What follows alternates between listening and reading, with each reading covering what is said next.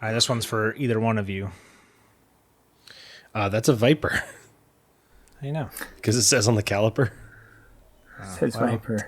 You're wrong.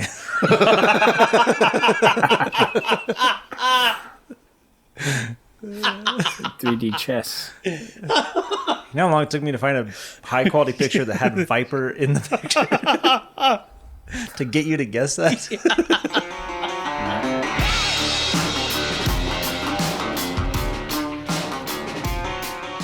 Welcome, everyone, to the Bose Bros podcast. I'm Mason.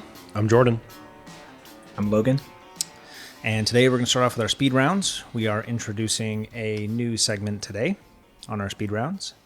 And this one comes courtesy of Jordan. Mm-hmm. And it is called, why don't you describe it for us? Cover cars. So it's the iconic cars from a video game. I'm going to show you the car. You guess the game. Cool. Okay. Or movie, but. All right, Logan. All right, is this for Mason or for me? This is, Mason's already seen all the slides. I already knew them anyway. So and he knew them all Okay. immediately. So We'll see if you know them, Logan. Okay. And if not, Mason can fill us All in. right. First one. All right. First one. Need for Speed Underground. Yeah, it is Needs for Speed Underground. You nailed it. It's Most Wanted, It's gotta actually. be. Oh, sorry, Most Wanted. Or Most Gosh, dang Wanted, it. that's right. Yeah, Most Wanted. I have Underground in here. You're right, Most Wanted. Gosh, dang it. I made him yesterday. All right. Troy 458 Italia. Now, this car makes an appearance in several That's- games, but it's the cover. Yeah, it's Forza 4. Forza Motorsports 4, correct. You got the right number, too. Yep. Yeah. Very good. All right.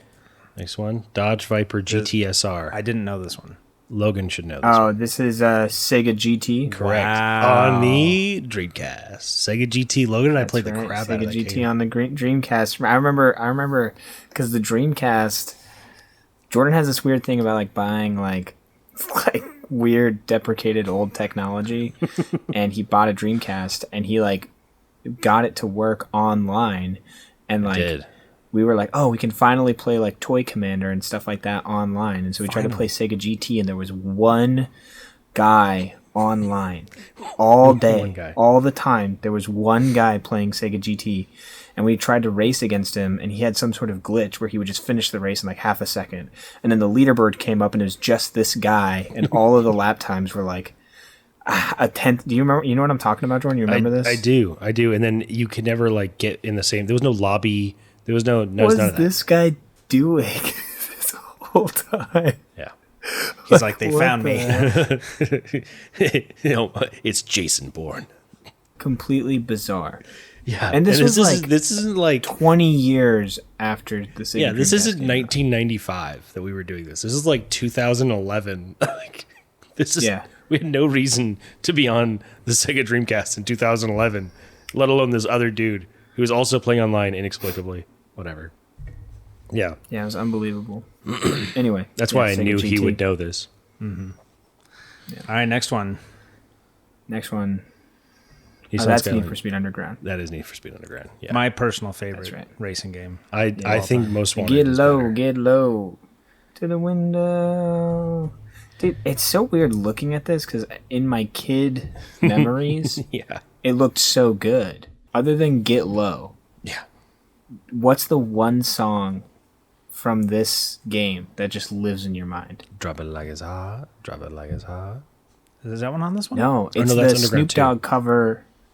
Is Riders this- on the Storm. oh, Oh Maybe yeah, that's- Riders on the yeah. Riders on the Storm. and that It's the was Snoop Dogg Underground cover 2.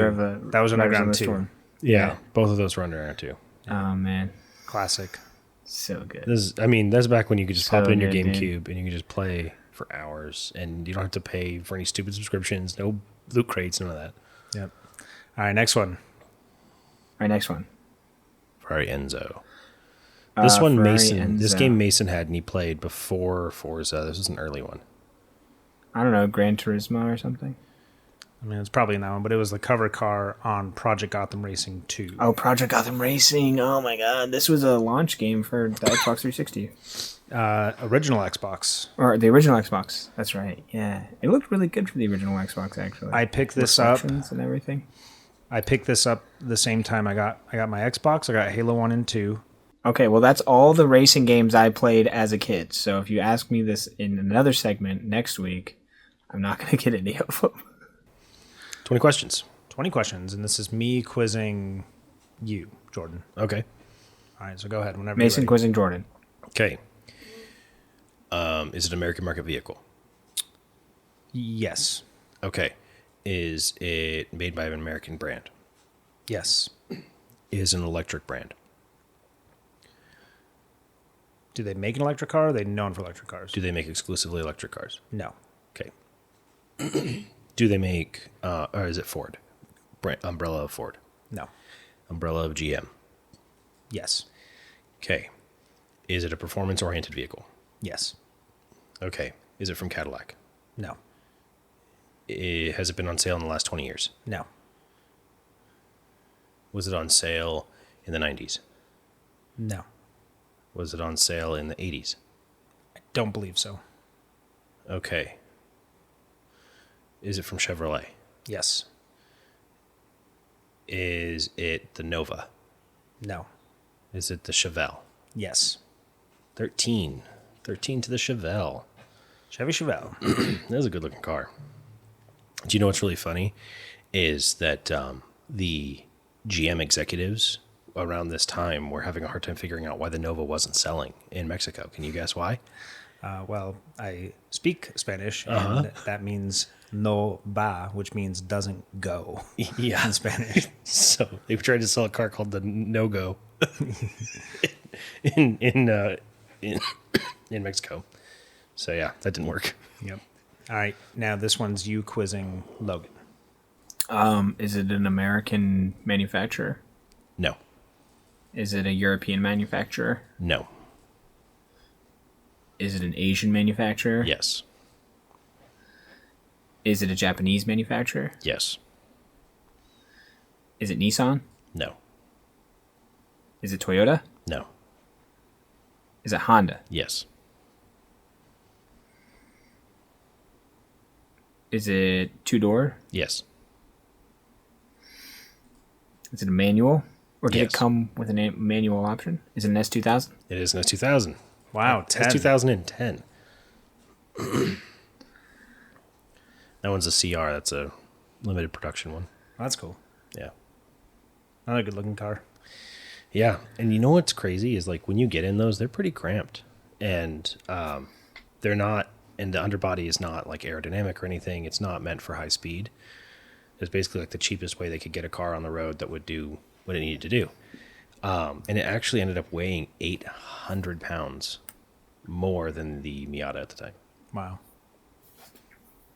No, I love yeah, how but that's 2,800 pounds. That's So Jordan's 600, barometer. 600 pounds heavier. It Yeah. was 2,800 pounds. How much does this weigh in Miatas? Yeah, that's really it. It's really how many Miatas is this milkshake?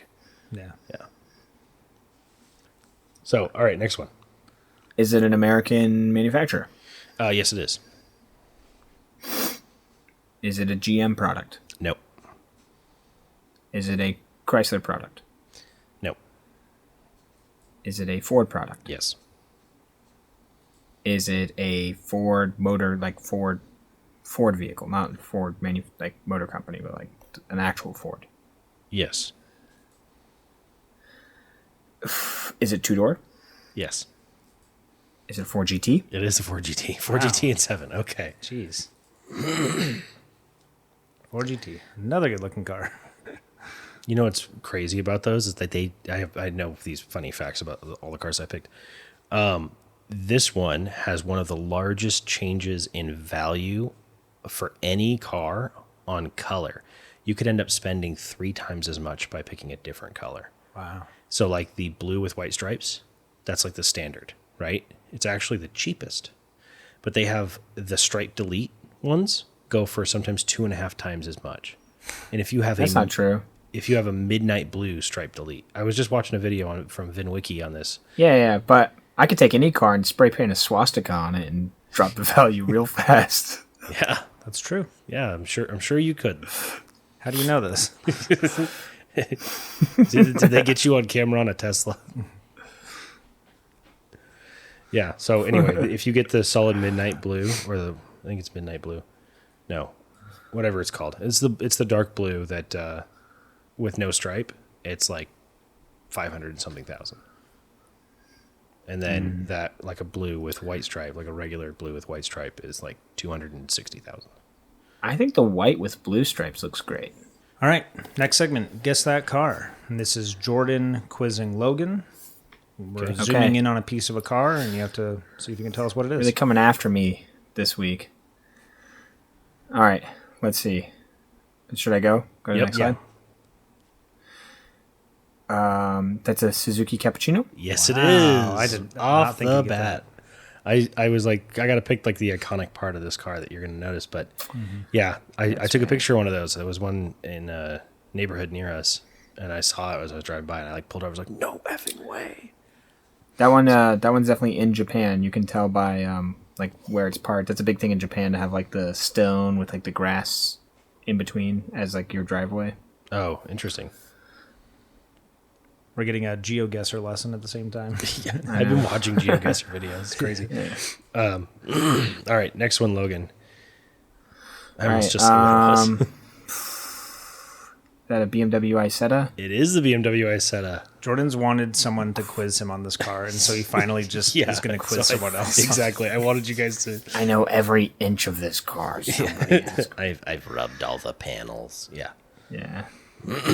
That's cool. BMW Isetta. Isn't it like when the door opens, the steering wheel comes too? The steering wheel does have to pivot as the door opens so you can get around the steering wheel. There's a promotional photo I saw of a family, like a mom and a dad and a kid sitting there. I'm like, there is no way. Like me, that never happened. Yeah, that never, ever happened. This is a one-person vehicle if you don't like that person. You know, like there's cars with like, you have back seats for people you don't like because they're super tiny. That's how it is just for the driver. Ford Mustang. Yeah. So anyway, like the idea that like two German individuals, not known for being diminutive in size, and their child are going to sit in that. Not going to happen. Yeah. Anyway. All right, next one. It's for me still? Yep. Okay. That... It almost looks like an Xterra, but it doesn't have that like hump like in the rear window. Yeah, I always like the way it sort of waterfalls down from the windows on the sides. I always like that look on this car. I don't know. Is it an Isuzu Trooper? Second gen Trooper? It is not. I'll give you a hint. This one is from 2011. I have no idea. Couldn't tell you. It's too bland. Oh, okay. I like that you showed like 3/4 of the car. I took at first I took like the top right little sliver. I'm like, bland. I wouldn't get that. No one's getting that. And I slowly had to get bigger and bigger until I found something of interest. Yeah. Yeah. Yeah. Anyway, yeah, Honda Pilot. All right. Nice. Next segment. Nice for Honda. So concept versus reality. Do you like the concept or do you like what came from it? This one actually looks, you won't believe it. This is a 2000 concept. This is a 2003 Ford Bronco concept. And the fact that they kept it. I actually wouldn't have guessed that. The Ford Bronco? You would have guessed a Defender? Yeah. I don't know what I would have thought it was. Yeah, I think I would have thought it was like a Defender. Quickly flip back and forth between this and the next slide, and it basically matches exactly. Yeah, so I managed to find another vehicle in profile. Huh. Yeah, it is really similar. Huh? Yeah, like all the proportions, the greenhouse size, the door length compared to the rest of the car. It's like... Although you said this is a 2003 concept? Yeah, that is a 2003 concept. That photo does have a distinct, like, early mid-2000s financial crisis sort of vibe to it. Yeah, so go back and forth real quick, Mason. Back to the other one and then back to this page. Because it does fit, like... It's, like, dead on. I was surprised at how, for a 20-year gap between concept and production. Yeah. Yeah, it looks nice. I like it. Anyway, next one. So, do you like the two-door Gladiator of the concept from 2014, I believe, or 2013? Or do you like the four-door Gladiator? I'm partial to the... Give me a Jeep Comanche. I'm partial to the two-door with a tire on the side. I think that one's really cool. What do you think, Logan? The tire on the side is cool. Yeah. And then the tailgate can fold down more easily and not have a tire on the back. But I think that's why they went with that. But yeah, I think this green one, the concept was way cooler. The Gladiator has never looked good to me. It has always looked weird because I think for me growing up, Jeeps were only Wranglers or all the other sort of like bland crossovers that they made. But when you thought of a Jeep, you thought of like a Wrangler. And so the Gladiator just looks like I don't know. It just looks weird because the whole front 2/3 of it is just a Wrangler. Like, I don't know. Do you guys see what I'm saying? It's never really looked good to me. So. I 150% agree with you. I think the Gladiator is so ugly. And I'm partial to it because when I was selling cars in 2014, 2015, I was constantly on the news about the new Gladiator.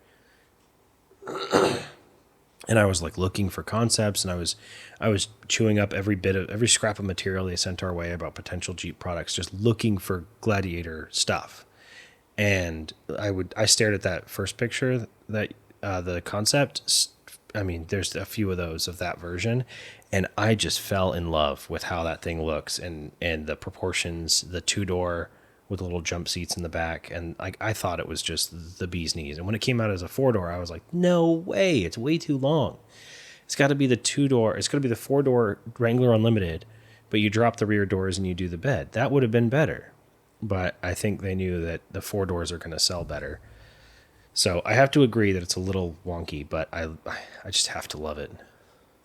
Well, the other thing about Jeeps is that the hood and sort of the bucket of the cabin reside within the interior of the wheels. Like the wheels are offset outside of the vehicle for off-road capability. But that makes the center portion of the car really thin. And so like if it's going to be really long and really thin and have a bed, like it just, the proportions, like it looks like a ruler. It looks like a Pinewood Derby car. That's what it looks like. Like it's like, I don't know. I just never thought it looked good. It is cool. It would be cool to have a truck that is also a Jeep. All right, I added one to this comparison. Oh man, that is my favorite. As my favorite generation Mustang is that 05 to 09. I like that more than the 65. I like it more than anything that's come since. I like this concept more than what came out. What do you think, Logan? Do you like this concept, or do you like what actually came out? It doesn't look right when it's not in that green color. I thought you were going to say it doesn't look right when it's not in a hedge. You know the green, like the really noob green. Yeah, noob green. Really exactly ugly green. Yeah. That was like the halo color for this car for some reason. Such a weird choice. It was like the mashed peas green. Mm-hmm. It's I don't know if you guys remember this. We called it noob green because it was like that was the only color you had unlocked on Halo when you first started playing. Yeah, or like if you like just put in a guest, that was the color it started as. It was just this like light green. Yep, yeah. I remember that. Yep. Yeah, and then that's what ultimately came out. I can't help but love that body style Mustang. I especially love the rear end. It is cool. It definitely helped. All Mustangs are cool. It was definitely like the original modern retro muscle car. Like shortly after this came out, the Challenger came out, the Camaro came out. Camaro, yeah. And honestly, like looking at it compared to like especially the what is it? We're on the 7th generation Mustang now. Yeah, this one looks pretty reserved, like styling wise. Yeah, you know. Yeah, and I think it's going to age better. If you look at the 7th generation Mustang, do you ever take your kid's face and like squish it to like make a funny face? Like you squish their eyes and eyebrows down. That's what the 7th gen front kind of looks like. It looks like it all got kind of squished down lower towards the ground. Well, the Mustang and Camaro have moved more toward the sports car segment and deviated from the boxy muscle car segment. Yeah, and this is back when it was like solidly in the muscle car category. Well, like a live rear axle. It had a live rear axle until 2015. Yeah. All right, moving on to cousin cars. This is Jordan's segment. Yes. We have to guess what the cousin is. So I show you the car that's less known, and you have to guess the car that is more known. So, cousin cars, go. That is a Vauxhall Insignia. What is that? What is that soulless hunk of metal? It kind of looks like a Chrysler 200, honestly. It's got a little too big. It's got a little 200 for that, but yeah, it's smaller than a 300, but I think it is bigger than a 200. The side looks like a Malibu. A little bit. You're definitely. I don't know. Is it a Mazda 6? It's not. Well, it's probably a GM product. Yeah, Vauxhall is owned by GM. Oh, I didn't know that. This is a modern car currently on sale.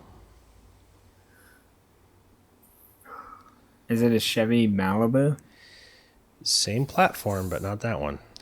I think those doors are directly from the Malibu. Is it an Impala? It's not. I don't know. It is a Buick Regal. It is not changed whatsoever from, I mean, I guess the grill.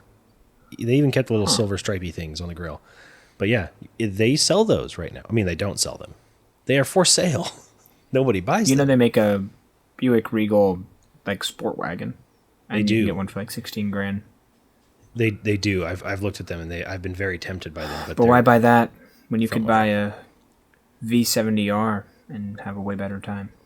Yeah. All right, next cousin car. GMC Safari. Many memories. Didn't we have one of these? We did. We had a GMC Safari. Your fingers and Jordan's arm, and I think Garrett's head have all been guillotined by that sliding door. Yes. My arm pretty bad. Yeah. I don't know.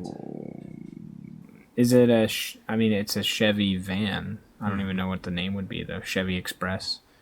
It's actually much more well known than the GMC Safari. We just happen to have the GMC. That's why we know the Safari much better. The Didn't we have it in that color too? We had Yes, like a we green did. one. Much, yeah. yeah, this like blue green. Yeah, impossible to work on engine bay. Yeah, it is the Chevy Astro van with a somehow worse to work in engine bay with a shorter hood. I think that looks cool as hell. The Astro you van do. looks cool. Of course you do. What were you saying, Logan? I was going to say in exactly 66 minutes, I'm going to be on Facebook Marketplace looking at these. Like, hey kids, would you like a negative safety Anyone rating want a Ford and 3 Ranger? horsepower? Yeah, those are cool. What was really fun about those vans is as they got older, the doors required more and more effort to shut. Mm-hmm. So by the time we were done with it, you had to basically slam the door with all your 12-year-old might and just pray no one got in the way in the 1 second between when you let go of the door and it shut. Which was the one that had the TV, the flip down TV? That wasn't Chevy one of these. Express. That was later, right? Yeah, that was the blue Chevy Is that what we Express. had? Mm-hmm. Okay. All right, Yeah. next one. This is a GMC, and I'm forgetting the name, even though I just looked this up. It's an El Camino. Yeah, it's an right? El Camino. El Camino, I didn't yeah. even know they had a GMC version. Yeah, isn't that funny? Because like it's like a truck.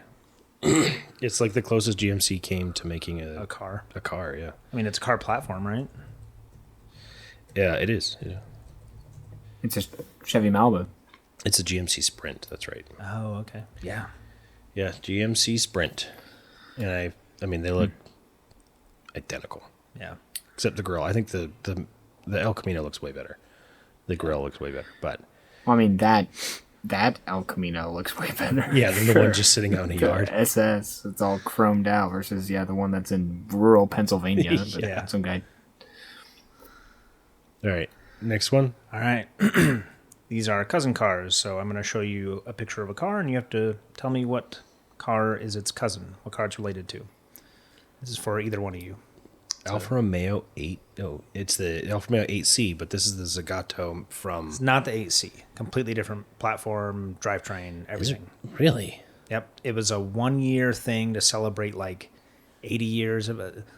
This is The the one. enthusiasts are going to roast me in the comments, but it was to celebrate like an anniversary. It's like a one-off. There were like 10 of them made, I think. This specific car, I believe, Jeremy Clarkson said that the exhaust made it sounded like Otis Redding, like melted down Otis Redding is what the exhaust sounded like. And if it's not an 8C, What do you think, Logan? I think it's a McLaren SLR.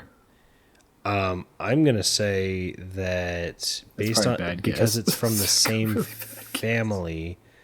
I'm gonna say it's based on a Maserati. Both wrong. It's actually underneath it all. No, Viper. really? Yeah. What? It's got a Viper V10. This is Wow. This is prior to the Fiat takeover too. It was within months. So they were like, They were toying with it, but not this generation or not this generation Viper. Then, yeah. Yeah, it was like 2010, I think. wow. Wow. I don't know which one looks worse, to be honest. I think the Viper is classically good looking. The Viper's better. Yeah, The thing that kills the Viper for me is the crosshair grille. I knew you were gonna It's say just that. It totally dates it a lot. and completely out of place. You can improve the looks a lot with a different grill. I agree. Yeah. All right, next one. Okay, the Volkswagen New Beetle. That's a. I mean, what? This Which could be any number of vehicles. Yeah, what do you want me to say? It's a Golf. It's a Seat Cupra. It's a Dacia. It's 100 different things. No. None of those. None of those. What do you think, Logan? None of those. I don't know. I think it is interesting that the Beetle, like, they had sort of the long flat hood for this generation. It was definitely more car shaped than like the it went back previous to the generation, original, which was yeah. literally yeah. So I don't know. Well, I picked the one that I think looks the most like it from that platform. It's the Audi TT, same car. Oh, the Audi TT. Now, this one's a bit of a stretch. Same platform, but I don't know that they ever offered any of the same engines. But They did offer a turbo in the Beetle, and it Turbo was Beetle. pretty quick. yeah. You take the guts of a Audi TT Quattro and the all-wheel drive system, and you throw that into the Beetle. Yes, with a lot of angle grinder discs. Beautiful. There was a game called Juiced back on the original Xbox that apparently nobody play tested before they sent it out because it was so prohibitively expensive to buy a new car that you were always better off just upgrading your car. And so my first car was a Beetle Turbo, and I was by the end was just racing Vipers and things with my Beetle because it was just so expensive to try to buy a new car. So I was like, all right, I guess this is how you're supposed to play this game. Yeah, why would you? Why would you go to a slower car for 10 times the price of upgrading or whatever it was? Yeah, I do remember there was a handful of games like that where it just made no sense. Yeah. All right, next one. The European Ford Focus C platform. Global C, I think is what it's called. Yeah. This is also could be a number of cars. So is it a Ford That Focus? looks like an Aztec, but I guess that's a Pontiac. No, so. that's a Prius. Is it a Prius? It's got this back end right here, this rear window. It does look like a Prius in the back, but no, it's not related to that. I don't know. I don't know what it is. Let me think. So the Ford Focus, Ford of Europe is based in Germany. Would they have a German counterpart? No. I mean, they probably do, but it's Japanese. Oh, is it? Okay, then I don't know. Oh, Mazda 3. Mazda 3. And the European Focus apparently share the same platform. Huh. Ford and Mazda have a... Right, they had a relationship. I should have thought of that. All right. Next up to unscramble the name. This is so So this is we'll start with mine first, Logan, and then Logan has some that'll just be for you. Okay. All right, so it's kind of hard to get the timing right, so I will just have Logan do one and then have you do one. Okay. All right, so you're going to get like 5 seconds. You ready, Logan? Yep. All right, Jeep. very good. Give him the Winnie Hut Jr. over here. Good job. It's All right. Jeep. All right, Jordan, Good your job, turn. Logan. Maserati. Very good. All right, now this one's for Logan. Ready? Are you serious? Ford. Good job, Dwarf. Logan. Are you intentionally giving me the hard ones? You got it right. Thanks. Okay, all right. All You right, got it right. all right, Jordan, your turn. Answer your own questions. Did you guys plan this? 5 seconds. All right, what does it start with? Rishiang. Yeah. Jordan, Rishiang. Oh, I should have known. Mm-hmm. They're one of the top manufacturer of Chinese minibuses. So like, you Idiot. definitely should have known that. I know. Can you believe it? Thank you. All right, Logan, your turn.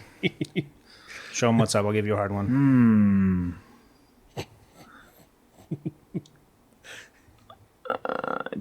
TVR. You're the worst. Trevor. Is it Trevor? It is Trevor. Very good. Nice. All right, Jordan. Glavenskow. Volkswagen. We were looking for Volkswagen Group. Sorry. Oh, So close. sorry. All right. Let's show them what's There was no going P on. in the previous one. All right, it's Logan's turn now. Go ahead. I'm gonna go Bentley. Bentley. Bentley. Very Why good. are you doing this? Very good, Logan. That's- That was a tricky one. Nice, dude. All right, Jordan. What am I, 4 for 4? Eggnog Kings. Eggnog Kings. 5 seconds, Jordan. I got nothing. Is it Eggnog Kings? Koenigsegg. Oh my gosh. That's right. Did you put these into a word scramble or did you figure out Eggnog Kings? I figured out Eggnog Kings on my own.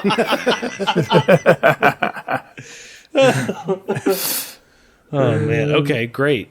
What's for Logan now? Oh, That's it. okay. These ones are just for I think me. you won, Logan. You're definitely better at that game than Jordan. Nice. Okay, go ahead.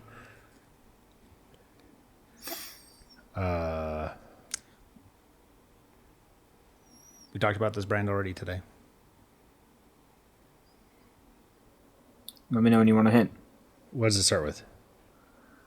V. Oh, Vauxhall. That is correct. Nice Vauxhall. little animation That there. was Logan, yeah. Logan did that. I thought you might like that. Didn't fancy. Genesis. Next. Correct. Genesis. Sega. Next. Maserati. Again. Correct. We Maserati. happened to pick the same segment and pick the same car to quiz you. Big Maserati. All right. All right, so Jordan's not so bad at that game. All right. Thank you for He didn't get Rushiang. Rushiang. All right. Hues and clues. I think this is Jordan quizzing you, Logan. Yeah. So can you explain the rules? All right. So hues and clues. I'm going to start with just the color, and then we're going to move on. Every slide's going to get a little bit more defined, and we'll see how quickly he can get it. Okay. That is First one. purple. It's a dark purple. You might even call it midnight Yeah. purple. I don't know. Is it a Bentley Continental? Bentley Continental GT. Now, just keep going to the next slide. Does that help at all? Next slide. It does not help. Okay. What about the next slide? Does that help at all? Is it a R34 GTR? You are correct that this is midnight purple on an R34 GTR, but like an idiot, you missed. This is That's an not an R30. R34. Correct. Yeah, it's This an is an R32. R32. The R34 Yeah. and the R33 both had midnight purple as an option. Midnight purple was not an option on the R32, but this person clearly had So it wait. respayed. So you gave me a color on a car that didn't come in that color. Yeah. Why would you do that? I specifically talked to you about this earlier today. I'm like, I like this picture. And even though this color was offered on the 32 and the 30 or the 33 and 34 generation, I'm going to just use it because it's the same color. So you were correct. It is an R34 GTR color, but this specific picture is an Wow. R32. We would never do that to Jordan. No, nothing that What a ridiculous. waste of my fucking time. All right, next one. This is Logan quizzing Jordan. Okay, let's see. So this All this right. color does change when First we go up. slides, all right? And that's a better color. You can look over there. Oh, that's a Lamborghini Gallardo. No. Nope. Go to the next slide. Oh, this is that yellow on the Lexus LFA. Very good. Yeah. Wow. Do you know this came in like 14 colors? Yeah, they didn't sell any, but One for every one they sold. It came in pink. Came in Did it pink. really? Yeah. Wow. that's crazy. They ended up having to fly people all over the country to give millionaires test drives to try and sell them. I wonder if it is one of the last cars to come from the factory in pink.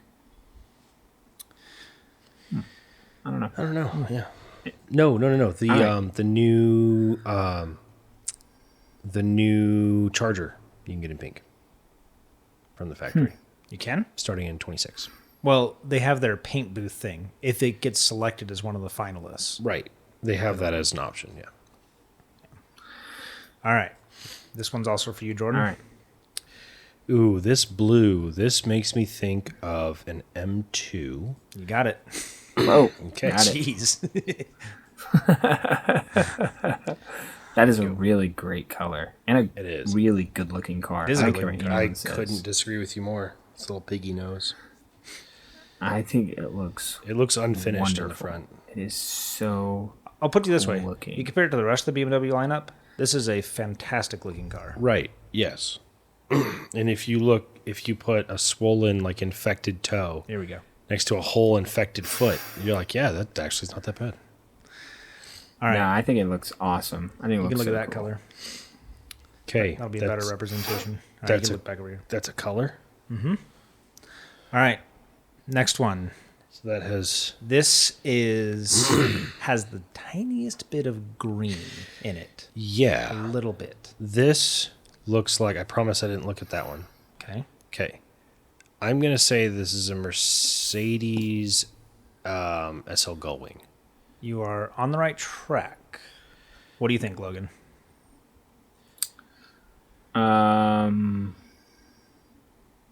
Is it a? Is it a don't Mercedes know. McLaren SLR? Nope. Not a Mercedes.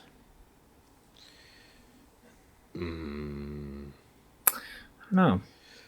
Is this a Rolls Is it Royce a- color? You're closer. Is it a Is it a Bentley Continental GT? Oh no, that's obvious. It's a Aston Martin DB5. Yep. That is silver birch. Yeah, when it got to like the one before this, I was like, that come on. Yeah. Silver Yeah. birch. It's a very iconic color. All right. You want to introduce this segment, Logan? Sure. Presidential whips. Okay. Now, Are we talking like pre-Civil War? I knew you were gonna go there. Why not just say presidential First- cars? How many minutes in are we?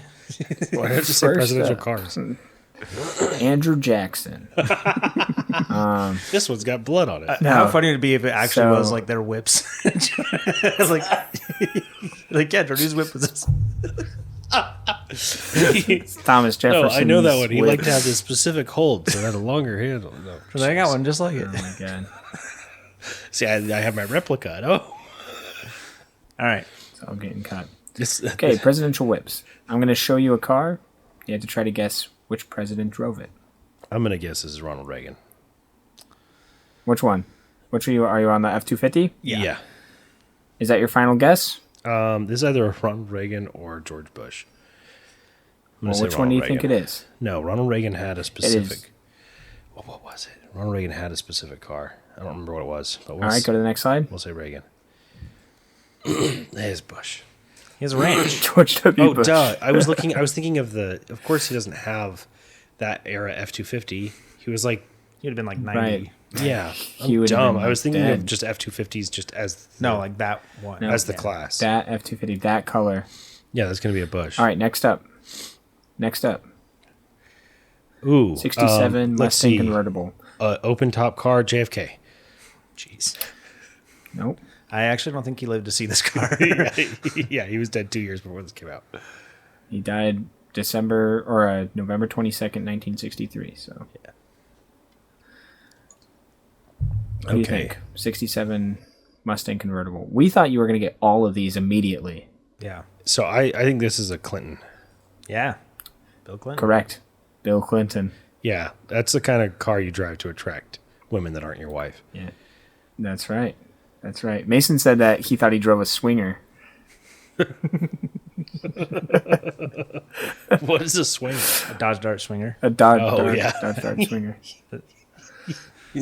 All right, next up, What? McLaren SLR. Think of the price of this car. It's got to be someone really wealthy. That Nancy Pelosi. Yeah, she got 4 of them. He's got an Enzo too. What a hardworking civil servant. Yeah. She has a better financial track record with buying and selling than Warren Buffett. Yeah. I don't know who's going to have that kind of money. I mean, Trump might have had one of these 20 years ago, but I'm going to go with Trump.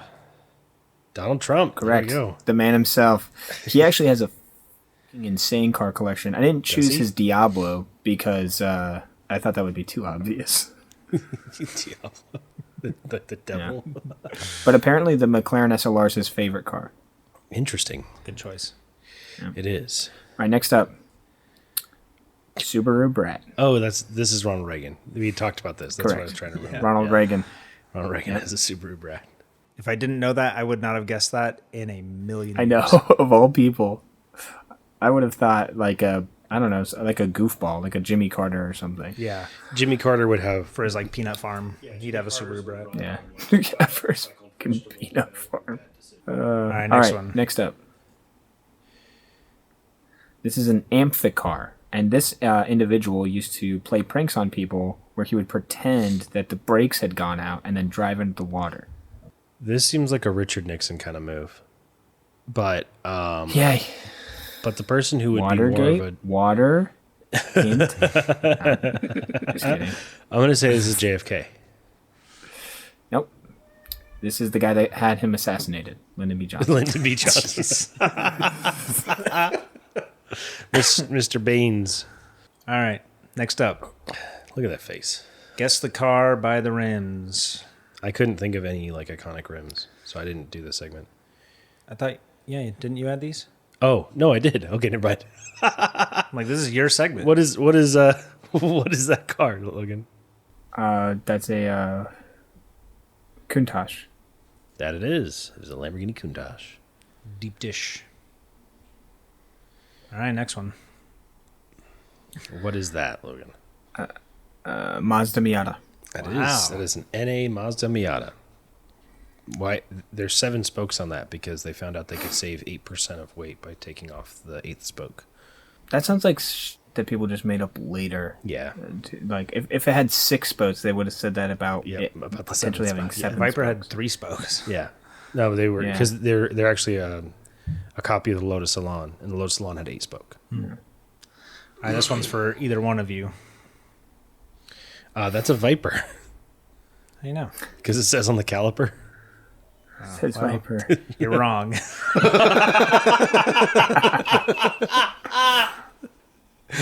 3D chess. You know how long it took me to find a high quality picture that had Viper in the picture? To get you to guess that? Hilarious. You can't just play it straight. You can't just. I do love. You gotta give me the mixed up ones and give Logan 3-letter names. Hey, he won fair and square. I do love, though, about this truck that they made the truck rims look like the Viper rims. I think it's a cool touch. Yeah. 'Cause I can't imagine those are the same rims from the Viper. I bet They have to be able to hold way more weight. Yeah. But I like that they look exactly like them. Yeah. All right. All right. Let's do blind ranking for you, Jordan. But you got to blast through these, okay? All right. All right. So blind ranking. Rank these things 1 to 5 without knowing what comes next. The segment is worst redesigns. Okay, go. From one generation to the next, they let's just say they had a polarizing design choice between these 2 generations. Are these all the springy bumpers, the accordion bumpers? These are mostly modern. Really? Okay. All right. So worst redesigns 1 to 5. 5. It's not that bad. You don't. Okay. I'm not a huge fan of the newer one, but I'm gonna say 5. I think I'm comfy with that. I'm cool with that. All right. Next one. Oof. Okay. 3. Chevy Silverado HD. Yeah, that one's pretty bad. Camaro. Yeah, that's a 2. I think there's going to be a worse one, but that one's pretty bad. Like they lost the iconic look, and they. I think the new look.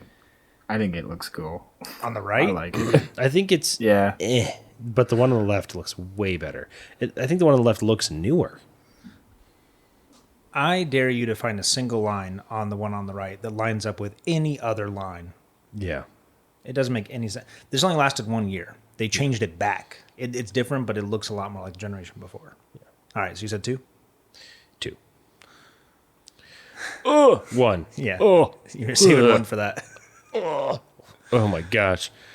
I love how as soon as this one came out, rumors started that they were going to switch it up, and they stuck with it. Nope, they are sticking with Tripled it. down on it. They're adamant. Like, look at how much better the one on the left looks. I love how the headlights sort of waterfall into the grill. I've always liked that on those cool. Beamers.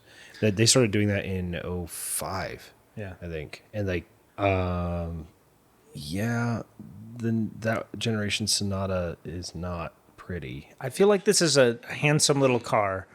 I don't know what is happening in there. I was like all in on the 09 2010 Sonata. That's like what I wanted to buy when I was looking at my Dart. I was looking at the Sonatas because they were just very, very simple car. So is this 4 then? Is that what we have It's left? going to be 4, and I'm cool with that as the 4. That's a comeback story, though, because Hyundai and Kia's redesigns recently, Been pretty great. mint. Pretty good. Pretty amazing. Stirring up a lot, like because they redesign them so often. They keep interest in their cars. All right, we have a return of a favorite. KGB or GPT? This segment is called KGB or GPT. The purpose of this segment is to determine whether or not the car on the screen came from me generating it on an AI platform today, or from a member of the Soviet bloc generating it in a sweatshop in the mid 20th century. All right. All right, first up. Oh, by the way, the rules are you have to guess as quickly as possible. Don't search for AI artifacts. Also, a couple of these are like a little bit like they were part of the Soviet bloc. They were like communist satellite states, but they weren't part of like the actual Soviet Union. So like Czechoslovakia, stuff like Right. that. Okay. Anyway, look, we're running out of cars here. All right. Okay. Well, the fact that you covered up the license plate and the name of this car makes me think that it's AI and the AI scrambled the letters. And they look bad. But I think it's real. KGB. it does look pretty real. I'm gonna stick with that and say KGB as well. That is KGB. You are correct. It is just weird that there's no air intake. There's no grill. Yeah. I think it's probably air cooled from underneath. I mean, it's also a lot colder. I just didn't need it as much. They just expected a member of the proletariat to get underneath the dash and blow on the motor. All right. Next up. KGB or GPT? That's GPT.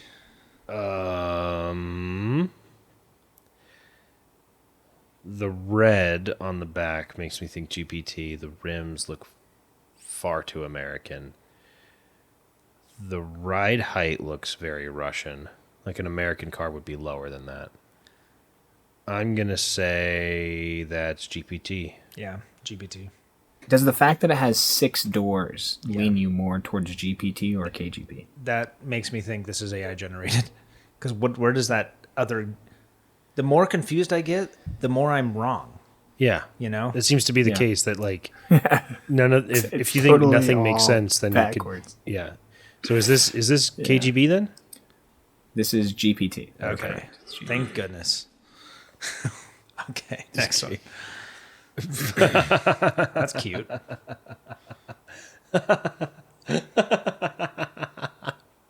This looks so stupid.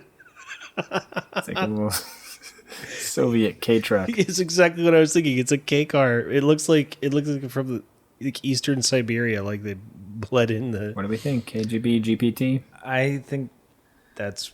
I'm gonna say KGB. I'm going to say KGB. Yeah, I think that's real. You're correct. It's KGB. That's cool. Next up. Ooh, Oh, that's I've pretty. seen those. That's KGB. No, wait. It's got a rear door. Why does it have a rear door? It does have a rear door. No, that's KGB. It's a convertible. Yeah, that's KGB. I'm going to say KGB as well. You guys are correct. It's KGB. Hey, we're doing pretty good this time. Yeah. All right. Does it come from the Cracked factory with the windshield. broken window? That's funny. Is this the Subaru, Brad? Yeah, it's like a little truck. This is also looking KGB to me.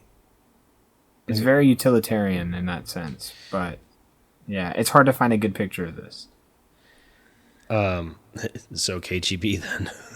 I'm gonna say GPT. Incorrect. It's GPT. Yeah. No freaking way. Yeah. That's good. That's a really good AI. Like I couldn't tell if I the put in letters a were messed up. Soviet El Camino.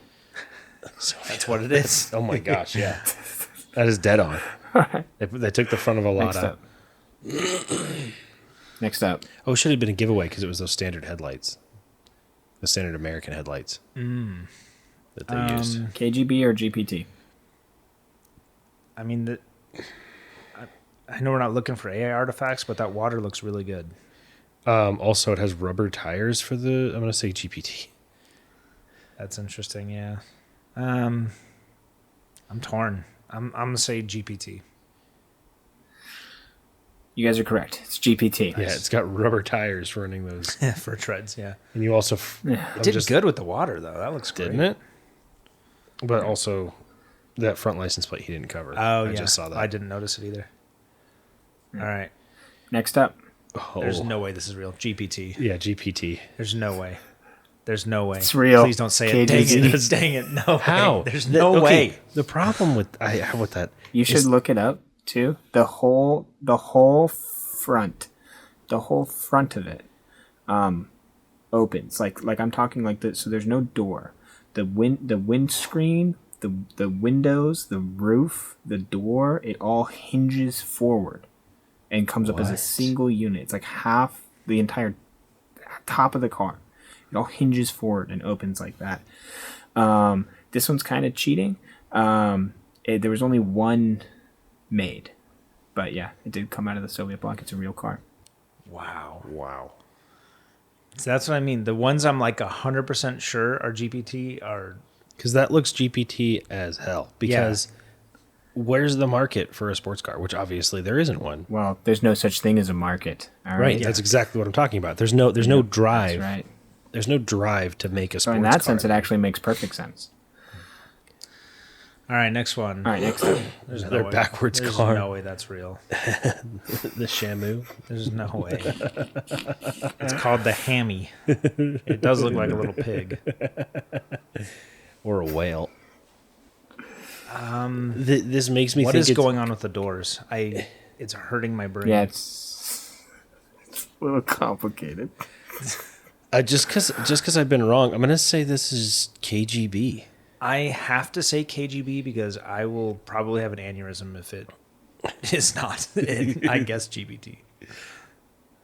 So wait, what are you guys guessing? KGB. KGB. It is real. It's KGB. Now this is actually a rendering What? of this vehicle, but it is a real vehicle. What is going on with the doors? Why is the front hinge or back hinge in the Why are there little windows over the driver? why? Why is there an intake in that the is back? weird. Why do the doors open like that? Suicide in the front and regular in the back. Wouldn't they I've never bang seen into that. each other?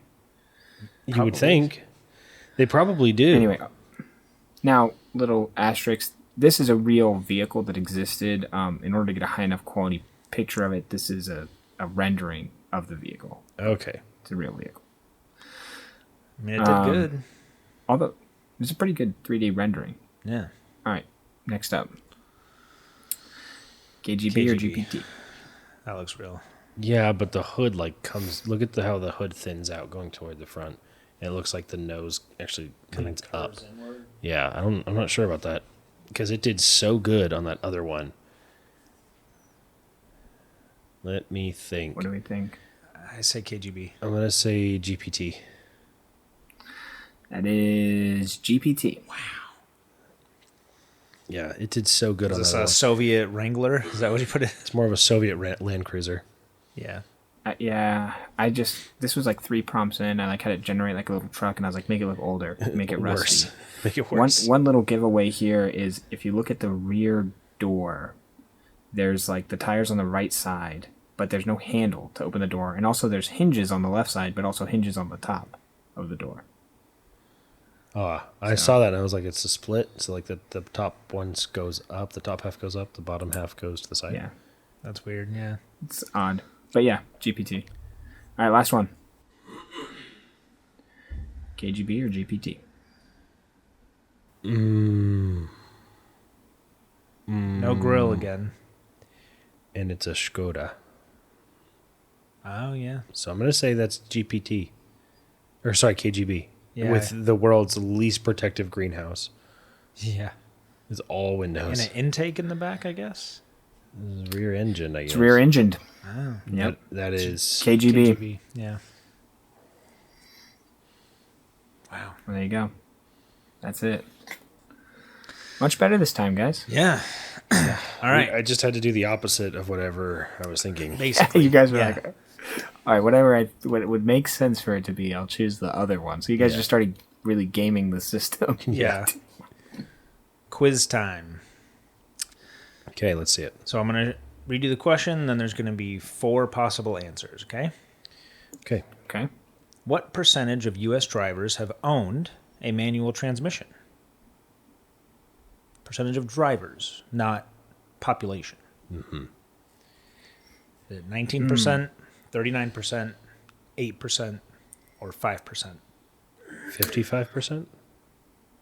I say 55? 19% accounting I'm going for to say...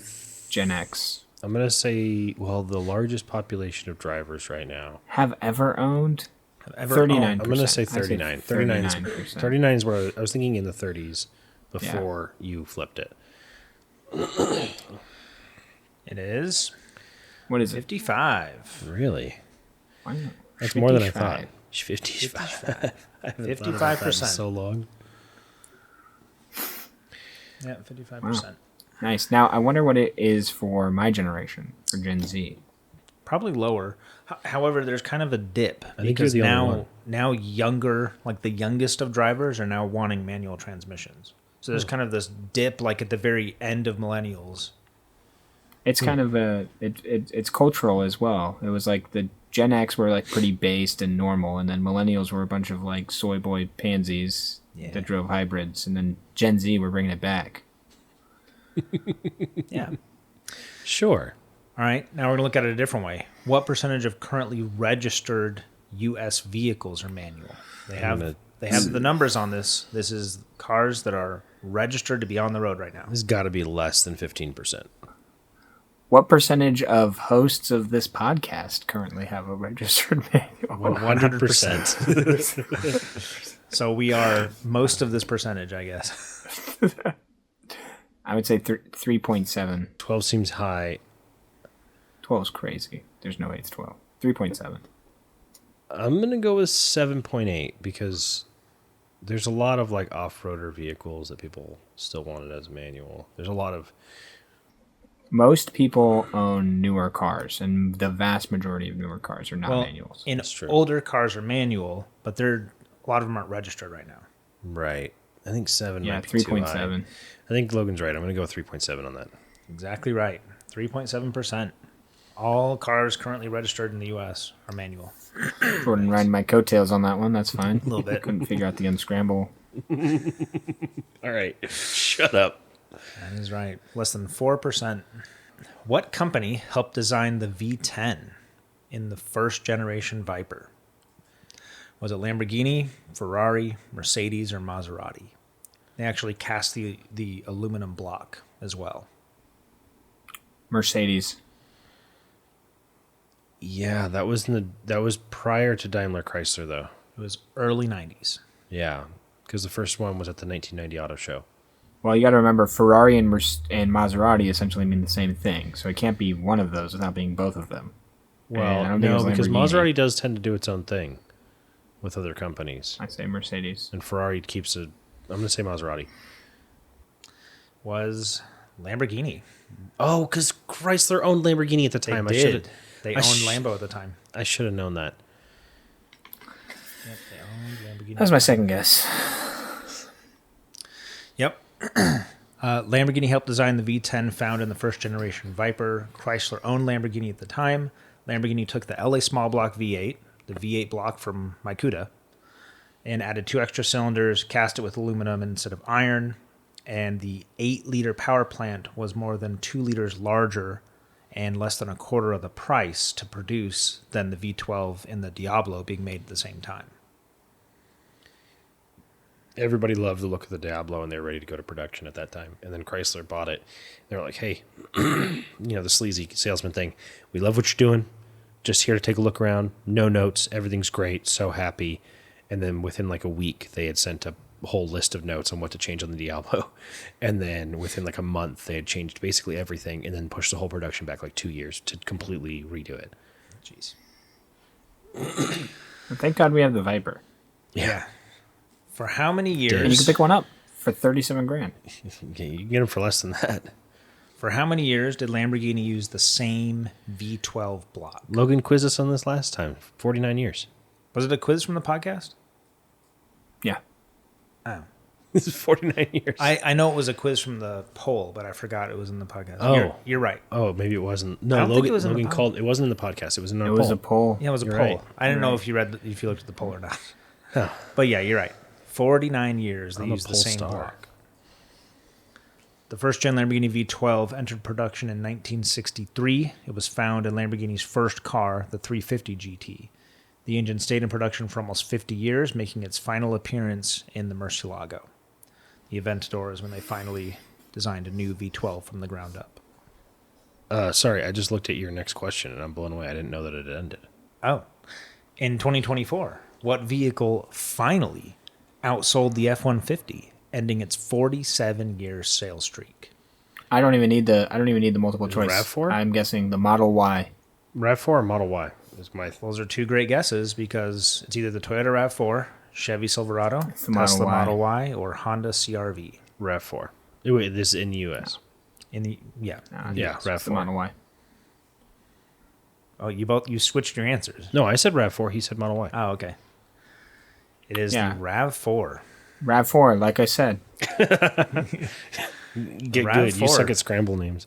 After almost 5 decades, the Toyota RAV4 finally ended the F-150's dominance at the top of the American Excellent bestsellers vehicle. list, with a whopping 475,000 vehicles sold in 2024. It outsold the F-150 by 14,000 units. It's important to note that this is only when comparing the RAV4 to just the F-150. When Ford reports their F-Series sales, that includes all the Super Duties and everything, it didn't outsell that. But just as a single model, the F-150, it still held the title for 47 years and was finally dethroned last year by the RAV4. I'm sure people at Ford weren't happy. Can I tell you guys what I'm really excited about next year? What? I think I'm going to import my first vehicle. Vauxhall VX220. Because, no. There was a first generation of RAV4 that was sold from 1994 to 2000, and they had obviously the really famous now like configurations. They had a cabriolet version, they had a manual, they had a 2-door. You could get all of these things. You could get a locking diff. You could get all-wheel drive. Maybe not a locking diff. I don't know. But you can get all-wheel drive. Anyway, cool. There was a second generation of RAV4. It's the more swoopy one. Whatever. They were actually pretty peppy, and they had a turbo. And not in the U.S. market, but in other markets, they sold a 2-door version of the second generation RAV4 with a shorter wheelbase, a manual, and a turbo 4-cylinder. They're importable starting in 2026. I'd be looking forward to hearing all about that car. That you're probably gonna import like 4 of them and then trade them, and then. All right. Who did Romano Artioli, owner of Lotus at the time, name the Elise after? Was it his girlfriend, his granddaughter, his pet cat, or his mistress? It was his girlfriend. His girlfriend. Everybody thinks it was his girlfriend, but it was not. Was it his granddaughter? It was his granddaughter. See, yeah, because I've seen pictures of her standing next to it, but then I was actually reading this for my segment. I was like, nah, I'm not going to use that. Well, I dug pretty deep into this. Everyone thinks it was his girlfriend, but it was his granddaughter. He named it after.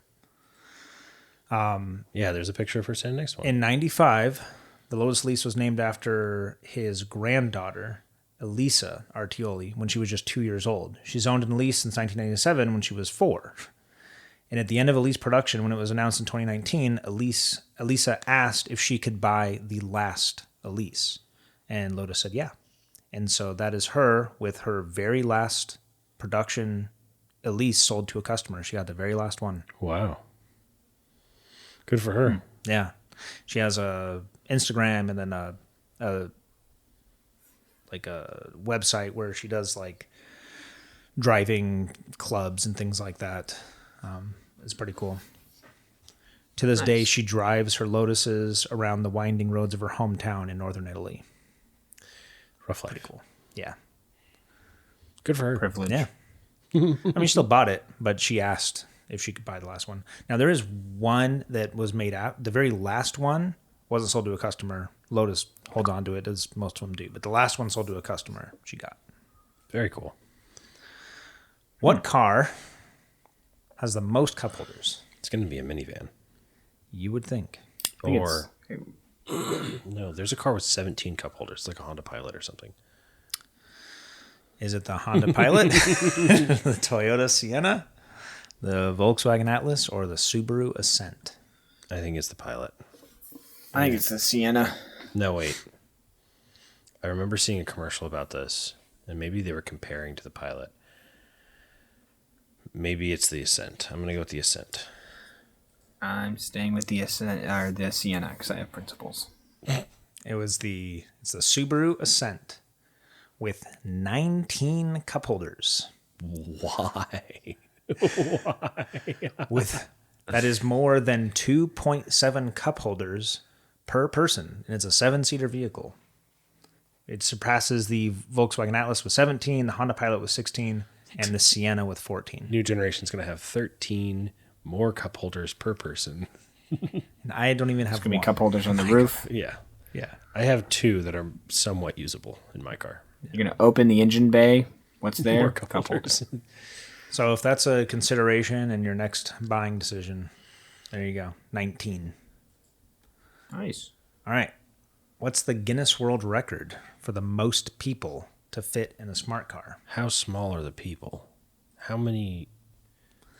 Is it 20, There's no chance. 7, 45 1-month-olds. 11, or 14? 7. 7 14. is way too many. 7's too many for a smart car? How many? Did they stack babies like cordwood? What do they do? These are, it's a high school cheerleading team that did the record. 11. Yeah. Because they're probably all tiny. 14. I'm going to say 11. 14. 20. No freaking way. Is there a picture of this? Right here.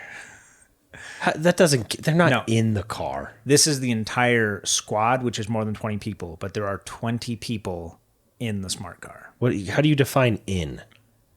I didn't look at the exact rules, but there's 20 people in the smart car. That's America's Glendale cheerleading team broke the world record for the most people squeezed into a smart car. 20 girls from the team filled up all the available space in the compact 2-seater. The record was later tied in 2020 by an Italian cheerleading squad. So if for whatever reason you want to know how many cheerleaders you can get into your smart car, the answer is 20. Did they take the seats out? I don't think so. No. When the Italian one, you can watch a video of on YouTube, and it's very impressive. And they have numbers on their jerseys, so you can see exactly how many fit in. And they're like folded up on the dashboard, on each other's laps and everything. And it's impressive. That's insane. Speaking of AI prompts that have gone awry, when I Googled this to verify, this was the answer that Google gave me. And I don't know that that's accurate. The most people for this 90 with 2 people in the front seats and 88 in the back. I was like, I think I'm going to double check that one. Yeah, blended maybe. You can fit 88 cheerleaders in the back of your car. 88 liquid cheerleaders. All right, this one shocked me. When was the first backup camera available in a mass-produced vehicle? What year? Oh, that's going to be one of those GM. Was it 95, 91, 99, Yeah. or 88? I think it's going to be one of those weird GM 80s things that they did I'm going to go with 88. 88. It's got to be 88. Wow. GM had, like, 91. 91. And it was in the third generation Toyota Soarer Limited, the Z30. I believe it was only the Japanese version that got it. It was released in 91 and can be fitted with an optional backup camera. Lexus LC here in America. Yeah, I don't think we got the backup camera, but in Japan, you could get it with a backup camera. Yeah, that was when Japan was like had time travelers or something. Like they jumped way ahead. People always talk about like in the 70s, Japan was in the mid 90s, and now in the 2020s, Japan is still in the mid 90s. All right. How many years old is the oldest vehicle generation currently on sale? Someone in our comments corrected us because I thought it was the Chevy Express. And you asked, is that worldwide or just in the U.S.? And I said, it's in the U.S. It might be worldwide. Somebody corrected us. The oldest one worldwide. It's on sale today, has not changed. And it's a regular, like, consumer available vehicle. So this is going to be one of those. How many years? I think it's a 70 series Land Cruiser, and I'm going to say 55 years, 48 years. 70 series. Well, it's Land currently on sale. I guess. Currently on sale. Yeah, 70 series Land Cruiser. Yeah, because you can still buy those in Australia. And I'm you can going buy to say, them in Japan. You can buy them all over the place. You can buy them everywhere but America. yeah, I'm going to say 48 as well. 48, Correct. 70 series Land Cruiser. 48 years, but it is not the Land Cruiser. What is it? It is this little It's guy. GPT. GPT. Basically. It's the Russian UAZ 452 off-road van. It's been in continuous production, basically unchanged since 1965. The design has remained almost entirely unchanged for its 60-year run, and it was built at the height of the Cold War, if you couldn't tell. And it's seen 11 U.S. presidents, 5 Russian leaders, and seen the collapse of the Soviet Union, and continues to be sold. And, funnily enough, it continues to soldier on to this day, but mostly in commercial vehicle use or in rural areas. Due to dwindling supplies, it's been spotted recently at the front lines of the Russian invasion of Ukraine. What? It's still going strong. I mean, probably still going. I don't know about strong. Yeah. It looks like it's made out of recycled tin cans. I mean, if they're resorting to using this, that gives you an indication of how it's where going. they're at. Yeah. Yeah. But yeah, when they made this in 1965, I don't think they imagined it would still be fighting wars in 2025. We have drones that could take out a human being anywhere on the planet in a matter of hours. Yeah. And then this thing is still... We have Ven. We have Ven. They're smoking like 3 cigarettes at the same time. Like, we have Ven. Fine. We go. Ivan has Ven. We shoot. Ven is good. We come home. Maybe come home. What was the least popular car color sold in 2024 in the U.S.? Yellow. Yellow sounds brown. Green, brown, yellow, or purple? Yellow. Yellow, I don't know. I want to say brown. All right. It was yellow. Yellow.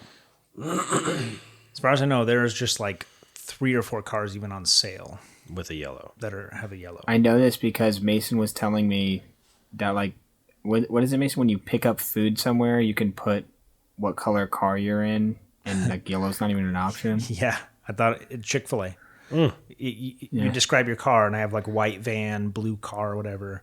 They have gold, they have brown, they have silver. Yellow's not even an option. That's funny.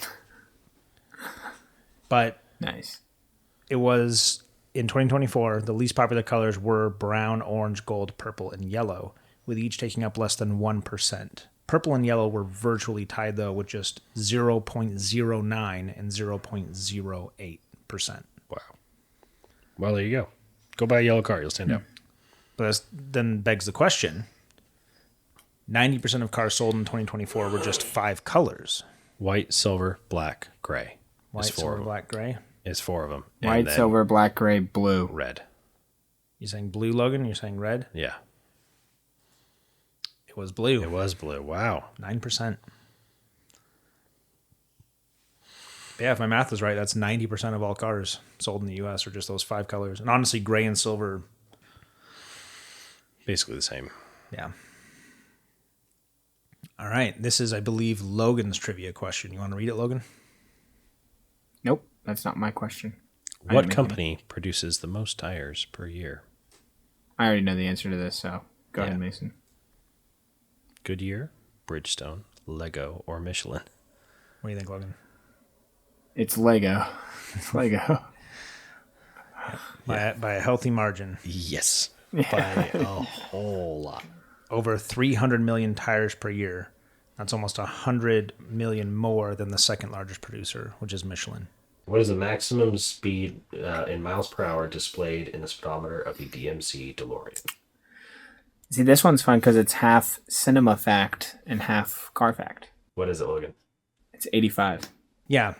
Federal Vehicle Standard came out in 79 saying that all cars that came out had to be 85 mile an hour speedometer. Now, it's not the car being limited 85. That's where the speedometer stops. Because then, as long as you don't know how fast you're going, then it has to be safe, right? Exactly. So this actually led to the misconception that the DeLorean was incapable of driving 88 miles an hour in the movie in Back to the Future. In reality, a custom 95 mile an hour speedometer was used in the films, and the DeLorean itself was more than capable of speeds in excess of 110. But people think it can't do 88 because the speedometer actually stops at 85. So I picked the most well-known trivia fact. Well, I researched it when I put it in here. Okay. All right. What does the PT in PT Cruiser stand for? Is it professional traction, prime transition, personal transport, or penis torture? And I really thought you were going to change that fourth one before we got into the podcast. I thought it was just a joke for you. I left it. There's only one of those actually makes sense. Penis torture. Ding, ding, ding. Yeah, personal transportation. Yeah. Little column A, little column B. This was originally designed to be a Plymouth, but then Plymouth went under, and you can see a little bit of like Prowler. Yeah, it has the the same styling, yeah. It's Do you know almost what like you have to do to get the battery out on that? you have to take off the driver's side tire, right? Yes, or the driver's side fender. Okay. This one is fascinating. What company made the first mass-produced car radio? Motorola, RCA, Zenith, or General Electric? Tempted to say I'm gonna General say- Electric, but what? Yeah. But Motorola is a Japanese over company. Here. Keep looking over here. I think it's Motorola. I'm pretty sure Motorola's misspelled there, isn't it? 2 L's. It's not But two L's. oh, okay. I'm gonna say Motorola because it sounds like what would be a Japanese thing to do. Well, I'm going to say General Electric. Well, Logan is correct, but for the entirely wrong reasons. And the answer is super fascinating. Is this a different Motorola? No, it's Motorola. The Motorola that we know. It's right there in plain sight. Motorola is a composition of motor and a company that made record players and radios called Victrola. So it was literally Motorola. That was the first like really popular thing they made. Was a car radio, Motorola. Ha! That's where I thought it Motorola was came from. I thought Motorola was a Japanese company. No, nope. In 1928, brothers Paul and Joseph Galvin established the Galvin Manufacturing Corporation in Chicago. Paul wanted a brand name for their new car radio they were working on, and he decided to link the word motor with Ola from Victrola, a record player and radio maker, to create the name Motorola. They sold their first Motorola branded radio in 1930 for $30. You install it in your own car, just like that. And the Motorola brand itself became so popular that they just changed their manufacturing corporation name to Motorola. That's where Motorola came from. Car radio. I thought it was Japanese. No, it's an American company. Wow. Isn't that fascinating? I thought it was fascinating. Like, it's right there under your nose, just Motorola. It's car radio. Wow. Clearly got a flathead motor in there. Yeah. All right. Yeah, flat plane crank. He's never going to I don't understand. I don't understand. I could have sworn it was too. But yeah. Okay. All right. Let's move to our discussion segments. There's been a bunch of news. It's been a healthy amount. Yeah. So let's try to just bang through these pretty quick here. So in car news last couple weeks. So Ford is offering a Super Duty, which seems really weird. Wouldn't you just buy an F-150? Right? But this is I'm not waiting for the Ford Maverick Super Duty. the Ford Maverick Super Duty. It's like It's a Ford Ranger. It's just a Ford Ranger. No, this is for markets where the F-150 isn't sold. Oh, you looked into this a little deeper. Cool. So yeah, it's supposed to be a capable mid-sized truck because people want to have a truck that you can actually park, but can also do things that they need a little bit heavier duty things to do. I don't really understand the snorkel. I do. Really? Mm-hmm. Why? So obviously you can use it for fording in water, like obviously water to go in the intake, but exponentially the amount of dirt in the air goes down the higher your intake is. Even a couple feet makes a huge difference. Really? And if you're traveling hundreds of miles across the outback of Australia, having that intake just a few feet above does wonders. This is supposed to be for the Australian market, among others. Australia is the main market it's for. I watched their reveal and commercial that aired in Australia. And they do sell F-150s there, but it's not like here. People will buy an F-150 as a default. Their F-150's too much truck for most people. And they honestly prefer smaller trucks and utes, obviously. Right. So they want something that's more capable, but don't want to commit to what is in any other country other than the U.S. a really big vehicle. Right. Yeah, so it's basically just wider, taller tires, more ground clearance. It's going to have a diesel, and then it's just standard upgrades to make it more capable. And I just thought it was weird when I first saw the announcement. I'm like, why? I thought so too, but it's not coming here. But apparently its capability envelope is fully within the envelope of an F-150. There's nothing this does that an F-150, standard F-150 doesn't do. And 10,000 pound towing. Yeah, which is actually a lot it's like a lot for a Ranger. Yeah. But yeah, that's the wider track and probably heavier duty sway bars and the diesel. Mm-hmm. So yeah, next one. So I added this one. Do you like the look of this? I think it's so cool. You like the Lobo? I know you were telling me it's like so the cool. sporty one, right? I think the grill looks so dumb. I don't mind it. So they're refreshing the Ford Maverick. This is one of the trims, the Lobo. So it's a refreshed look with a slightly upgraded interior. Only the grill, the lights, and the bumper in the front have been changed. The rest of the truck looks identical to the previous one. Interior-wise, they changed the colors up a little bit. The screen goes from an 8-inch to a 13-inch. But the big news for a lot of enthusiasts of this truck is you can now get the hybrid in all-wheel drive. Before you couldn't. Right. And now you can.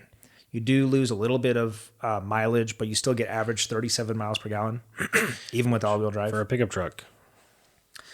The tow rating goes up by 100 pounds, and it's like $2,500 extra, which isn't too bad. The Lobo trim is the sporty little mini truck that I think looks so cool. They have these turbofan rims, and it's not just a lowered with like some special rims. They took parts from all over the Ford parts bin. It's got front brakes from a Focus RS. It's got the tighter steering rack from one of the European vehicles, like a much tighter turn-to-turn ratio. It's lowered. Lock to lock. Lock to lock, yeah, lock to lock.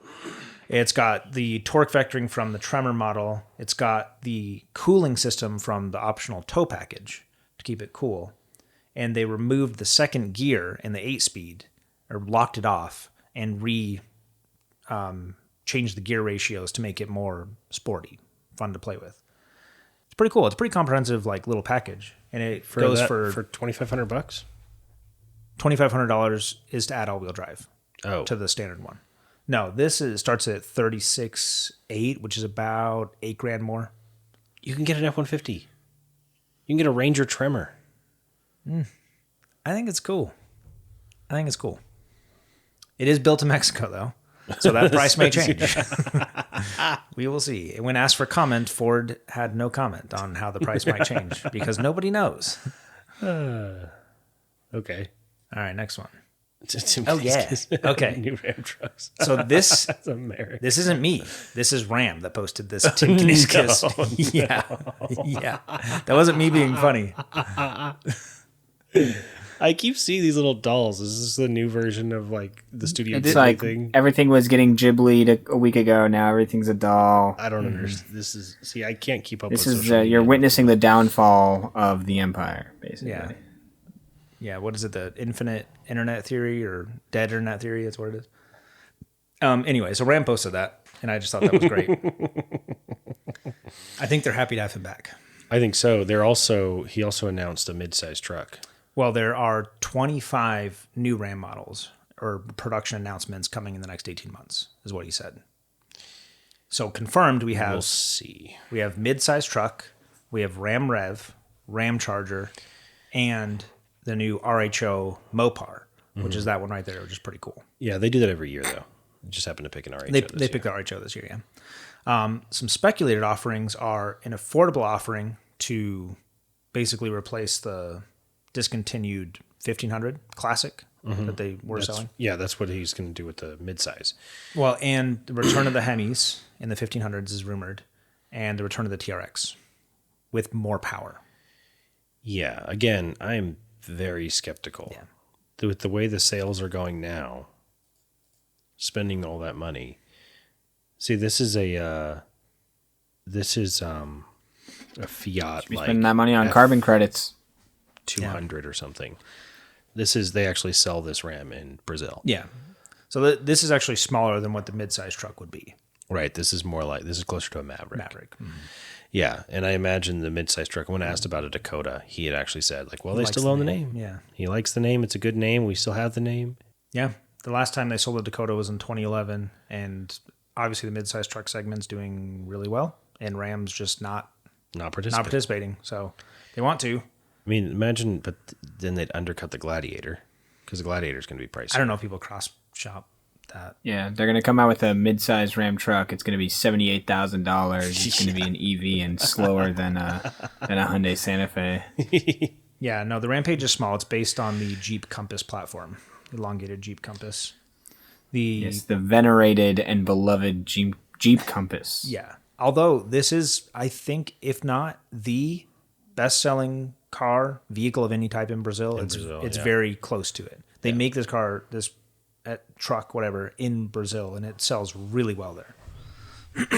They're going to reveal the midsize truck in 2026, and it's supposed to hit production in 2027. According to the UAW. UAW said they're making it in 27.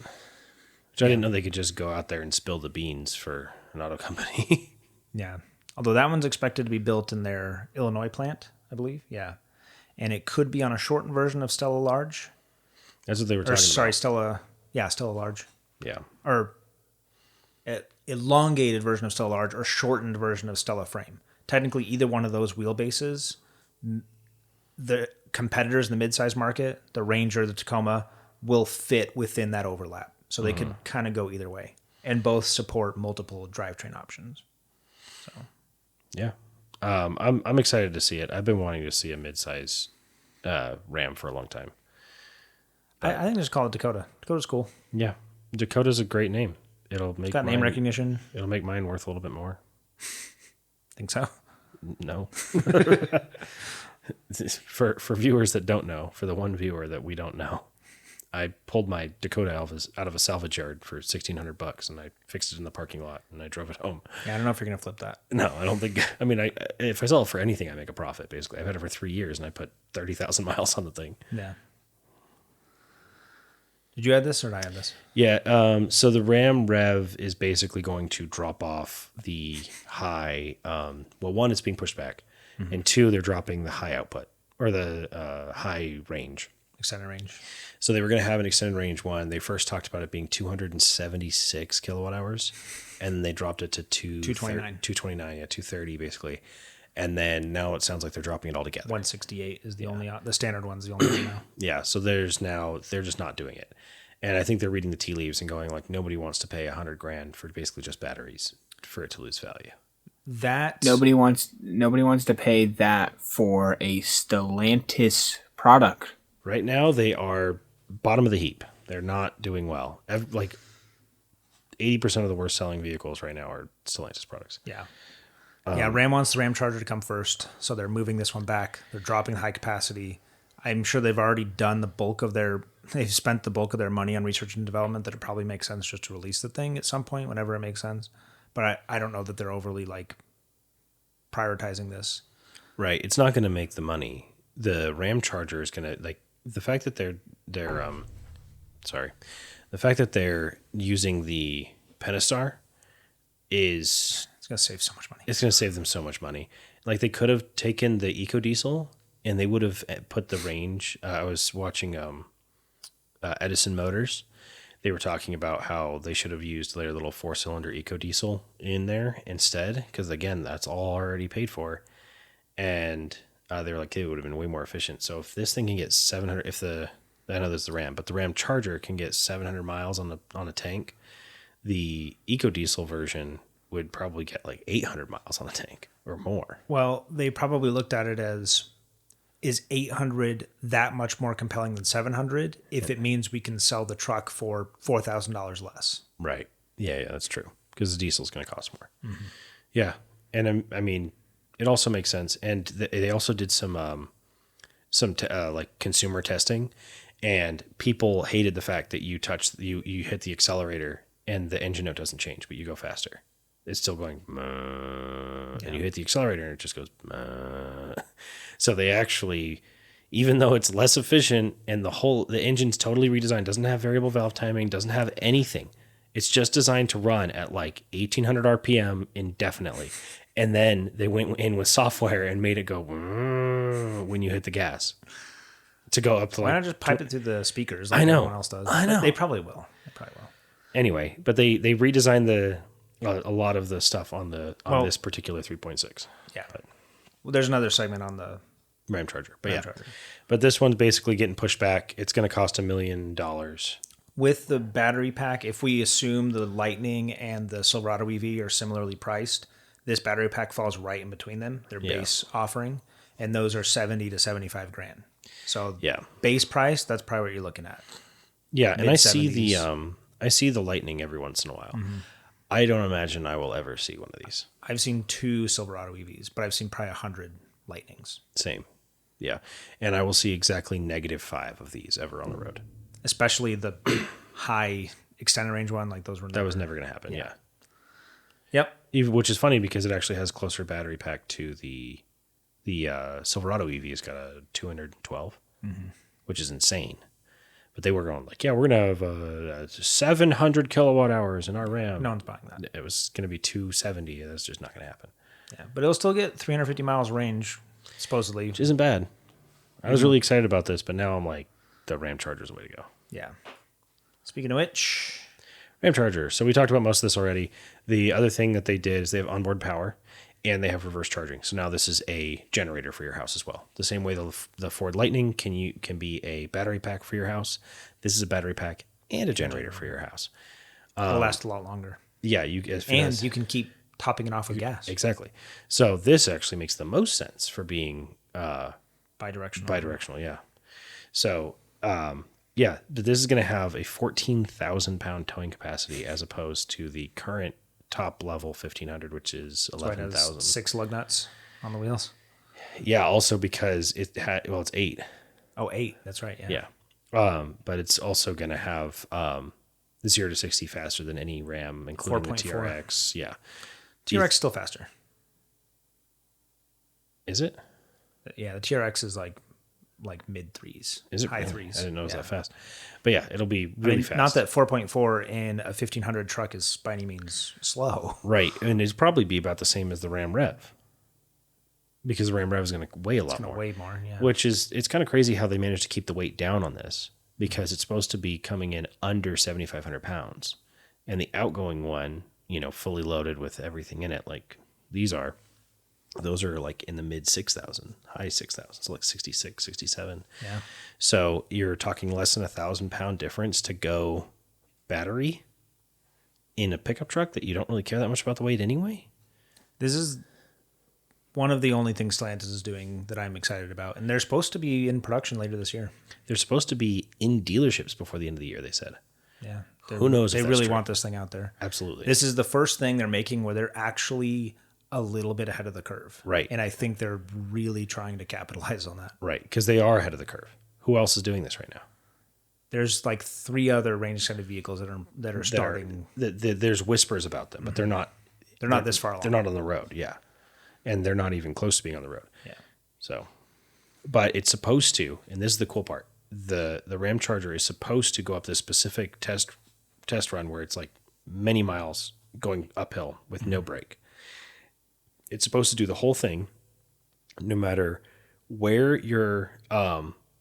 As long as you have like half the battery and some amount of fuel in the tank, you're supposed to be able to make it all the way to the top comfortably without being worried about range anxiety with its full 14,000 pounds on the back. Yeah.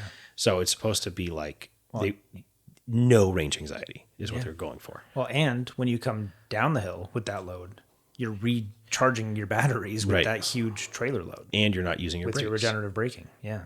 Yeah. Yep. Range extended for a truck that's going to do some towing it makes a lot of sense. Right. This is going to blow even the top of the line towing all electric trucks completely out of the water. Yeah. As far as range, like... Well, because you can keep putting a bigger and bigger battery in, but that just means you're going to be waiting longer and longer and longer for it to charge. Right. Where this, top it of a gas station, And you move on. and you're on your way. Yeah.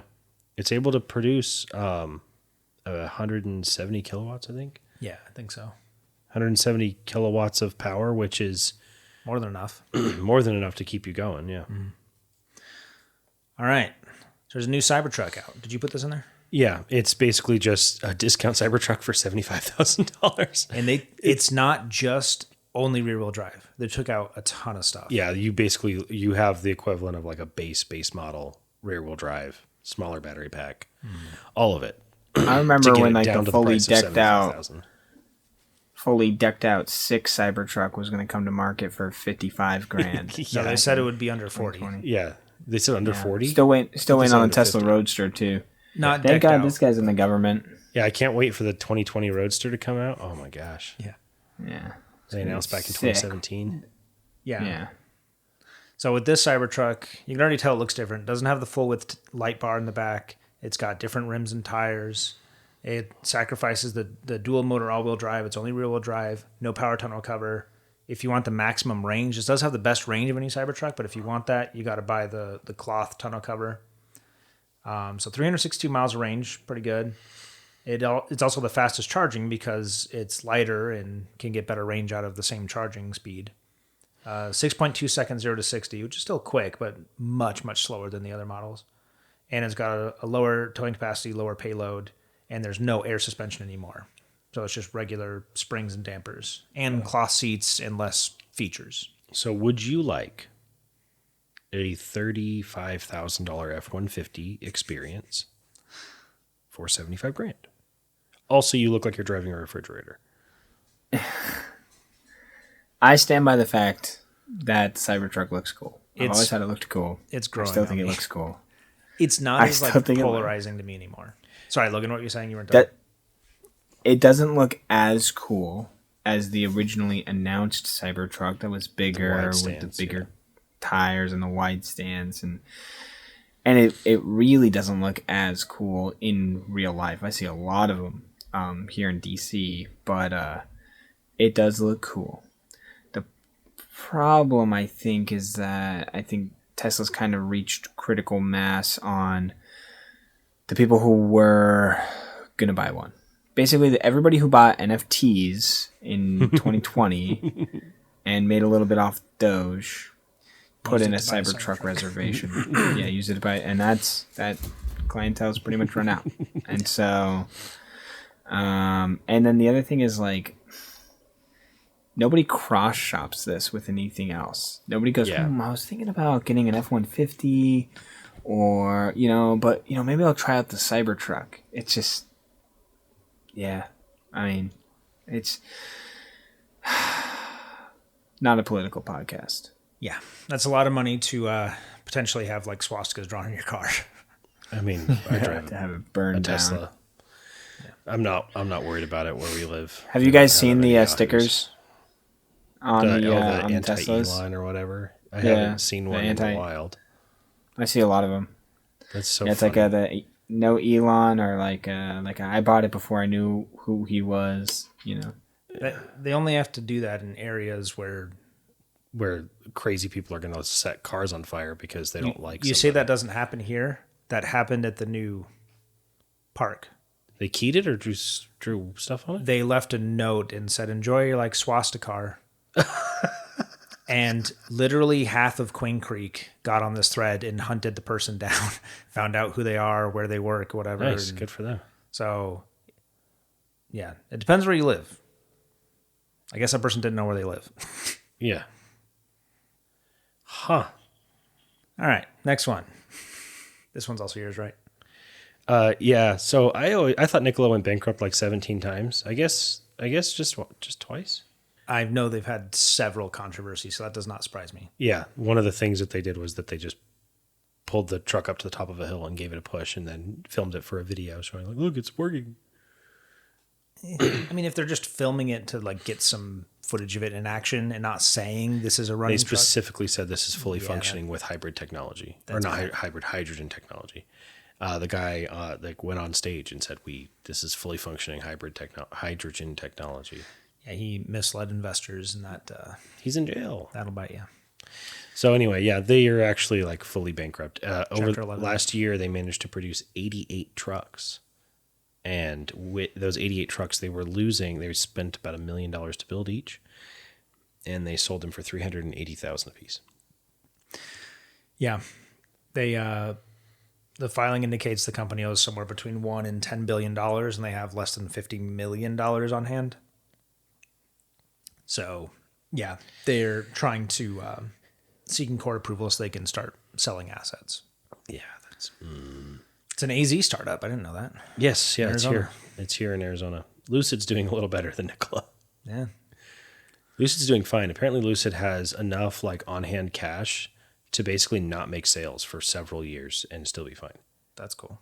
Yeah, We should go to their facility. we should. That'd be great. Yeah, this adds yet another body to the growing EV startup graveyard. Just the pile. Yeah, Yeah. like Canoe and all those other ones. Fisker. Well, I like that they started to run out of guys who like helped invent electricity. So they started with Tesla, and then they're like, "Oh, what about Nikola?" And then there's another company that was Edison, Yeah, and then they really started realizing that there's Faraday Future, like Yeah. Michael Faraday, Yeah. Faraday Cage. Like, Faraday. What was the name of Edison's assistant? Benjamin McGee. Franklin. Yeah. All right, Logan, we're on yours. This is the title of Buick Trouble in Lincoln, China. You know the movie Big Trouble in Little China? Okay, this is not a political podcast, but I just have a little note on this, which is that so there are 2 vehicles that are sold in the United States that are really, really, really good value propositions. They are really high quality and relatively affordable for what they offer. That's the Lincoln Nautilus and the Buick Envision, and I thought the Buick Envista as well, Yeah. but I could be wrong. Are manufactured in China, sold in the United States. There's actually only a few like that. The Volvo S90, also manufactured in China, sold in the United States. Here's the deal. Lincoln, as of a couple weeks ago, maybe last week, it's hard to tell, things move so quickly, said that they were going to continue to sell the Nautilus and continue to manufacture in China, and it's fine because actually the vast majority of their sales are in the Chinese market. It's a really popular car in China for Lincoln. Same is true for Buick. And now with the, as of recording today, 245% tariff that we're up to. Double that. It by looks tomorrow. it looks like some of these companies are just going to stop selling these products in the United States. And they're actually These are big companies that can afford to eat these losses. Lots and lots and lots of American small companies are just, it is impossible for them to recreate the expertise and the manufacturing capacity and the workforce in the United States to build their products that they are having built in China and shipping to the United States. And so what they're doing is they're just saying, we're not selling in America anymore. So the idea behind the tariffs is that we're going to make it unprofitable to manufacture in China and sell in the United States, and that will prompt people to manufacture in the United States and sell in the United States. But I don't know if you guys know this, but China has 1 billion people. So what's actually happening is people are saying, fine, I'm just going to manufacture in China still and then sell in China. And I'm not going to sell in the United States.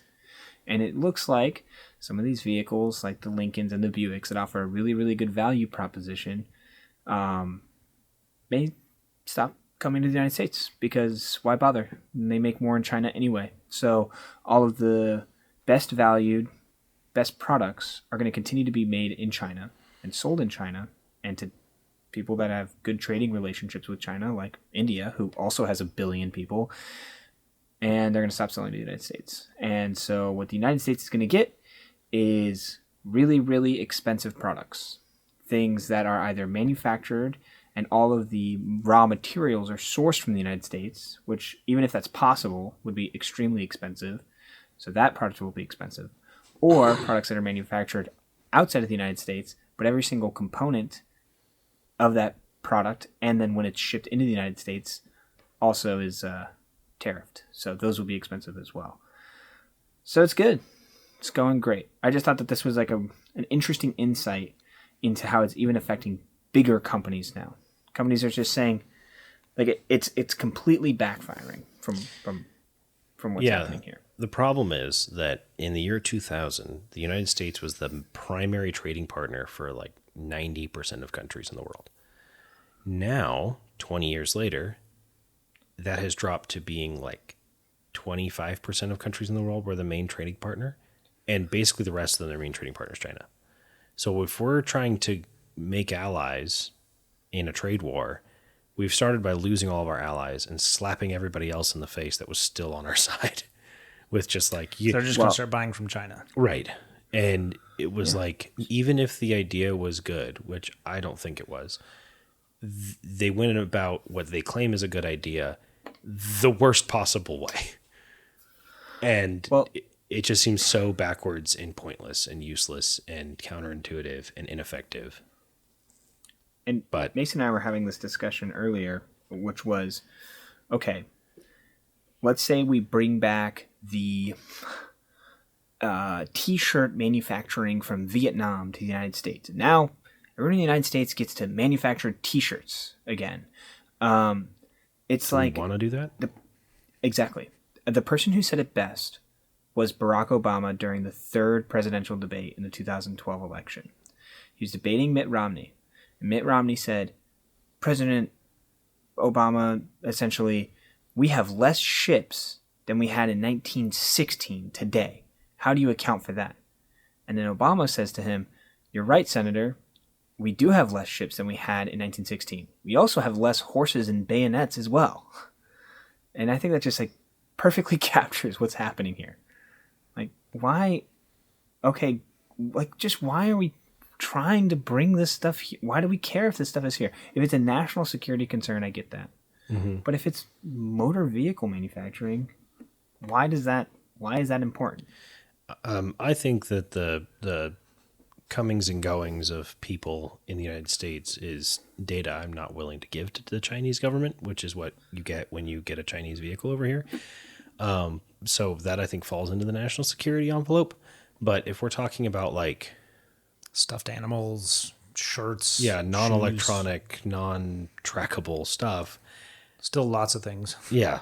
I don't care. There's a reason China is trying to get away from being a manufacturer. They don't want to be the world's factory anymore. Right. They're more than happy to let us, like, okay, the United States wants to absorb hundreds of thousands of T-shirt making jobs. Like, okay, It's a weird, Yeah. weird take, but okay. Weird flex, but What okay. it's what the current administration has not noticed sufficiently, I think, is how many products that are in your house that you can name the brand. It used to be 20, 30 years ago, you had a Black & Decker drill. You had a Samsung TV. You bought it because you knew that that brand was going to make something worth buying, right? Now, there's probably 101 items in your house that have some nonsense name from some Amazon company because it was well rated on Amazon, and you could get it delivered to your house in 2 days, and it does the drop job. shipped company or whatever. Right. It could, it's just some random assortment of letters. To Isn't that the point of the free market? It drives up quality and drives down price. That's the whole point. That's the I'm whole getting point. Decent quality stuff from Amazon. It's all about the consumer, and now the consumer's losing. Now, there are justifiable reasons why you may want to deviate. The market's going to take the path of least resistance, right? If they can get it cheaper or higher quality for the same price or whatever, it's going to figure that out on its own. You may present a justifiable reason to deviate from that path, but you have to accept that you are deviating from that path. Mm-hmm. You are going to either decrease quality or increase price. And again, if it's making microchips, like getting all the manufacturing of microchips away from Taiwan and here on U.S. soil, that's a good justifiable reason. Even if it makes the chips more expensive, there's a justification for it. But just doing it for the sake of deviating from what the market wants to do doesn't make the most sense to me. But. Yeah, I think it's a J.D. Vance influence. He's known to be more anti-free market, or not necessarily anti-free market. He calls it like guided free market or whatever term he wants to use. Basically, he's more interventionist in the market than your traditional Republican. Maybe, but here's the thing. Trump's been talking about tariffs for decades. All right, that's about as political as we're going to get. Let's go to some more exciting news. So Jeep... Every Easter they have an Easter Jeep concept, like an Easter Jeep Safari is what it's called. And they present a bunch of concepts, and I'm just going to blow through these really quick. Some of them are pretty cool. This first one here is the Wrangler 4xe Bug Out. They had like a Way Out and a Get Out and something. This year it's the Bug Out. Those little jerry cans on the side are actually spare batteries. Little yellow jerry cans. They started off as a 4-door. They took out the 2 rear doors and the rear seats, and it's got a bed back there. I heard on this one you actually get mosquito netting, so it can be open, but you keep the bugs out. Oh, that's clever. Yeah. So yeah, pretty cool. This next one, the 4xe Sun Chaser. This one's got it's kind of showing off some of their aftermarket and then also some third-party stuff. It's also kind of a showcase because they have a bunch of Jeep people there anyway, kind of showing them some of the accessories that these third parties are making. It's like the Illuminate lights on the top and the KC. I guess this one doesn't have the KC lights, but some accessories and stuff. It's got those like cargo boxes on the back covering those rear windows. Kind of cool. Jeep Convoy. This one's cool. That is cool. This is actually a Gladiator with a really aggressive front end. I would love to come out with a Jeep look like that. Well, that's a Comanche front end. Yeah. It looks like almost looks kind of like your Wagoneer a little bit, Logan. I think he's having technical problems. Okay. But yeah, it's pretty cool. It's got a snorkel and canvas top. It's called the Jeep Convoy. Then there's the Gladiator high top honcho, which is, it's pretty cool. Big old tires on there. Very 70s. 70s paint job. Jeep Rewind. It's a That's very your 80s favorite? dude. I love the colors on it. I mean, you can probably tell like I've got a kind of a theme. Love the colors on this. It looks like, one of those soft drink cups. You know the vibe. Yeah, I love the gold or bronze rather in the grill And in the rims too. Nice touch. The Alfa Romeo rims. Yeah, and it comes with a Nord, whatever it was, the Domino's guy from the 80s. Their mascot is like stuck to the windshield. That's funny. Bunch of little 80s references, Easter eggs. And then they have the Wrangler 4xe Blueprint, They've which had very similar ones to this with the tubular doors. Yeah, this one I don't like, but what is kind of cool about it is that basically everything blue on it is a Mopar product you can buy. And if you get up close to it, it's got the scans for the QR codes so you can get it. That's so cool. I don't necessarily like the look of it, but the concept being, as a consumer, you see all those little QR codes on the blue things. You can walk up and scan it and like, oh, I like this piece, and you can get it from the Mopar shop. So it's kind of like a Mopar showcase. That is cool. Yeah. This last one is my favorite, and this is what I wish the Gladiator was. Is this guy right here. Yeah. Yeah, a Comanche. The J6 Honcho. That looks so much better.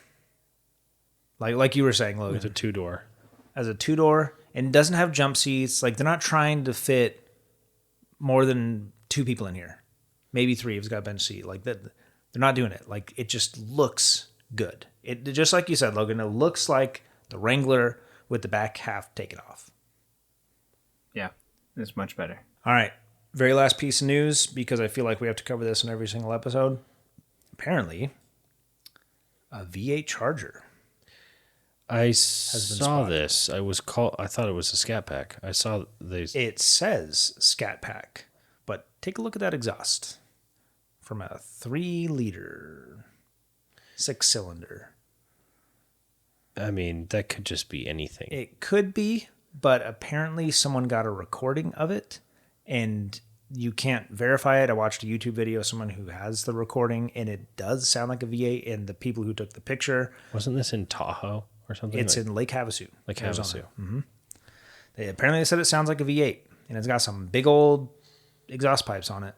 It looks like somebody retrofitted that exhaust onto it. There's no cowling around that. There's no body panel shaping around the exhaust. This looks like somebody V8 swapped. There's also a bunch of Charger. test ports sticking out of the side of the car.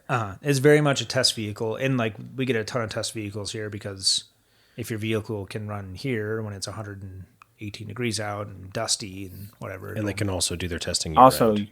yeah, you can register anything you want. It's true. Doesn't matter. You can register Notice a 3-wheeled whatever. Michigan license plate though. Yeah. yeah. That was I saw this, but I saw it as a Scat Pack spot. Imported from Detroit. Yeah. I mean the not Scat Pack, 6-pack, right? 6-pack. Yeah. Yeah, the 6-pack.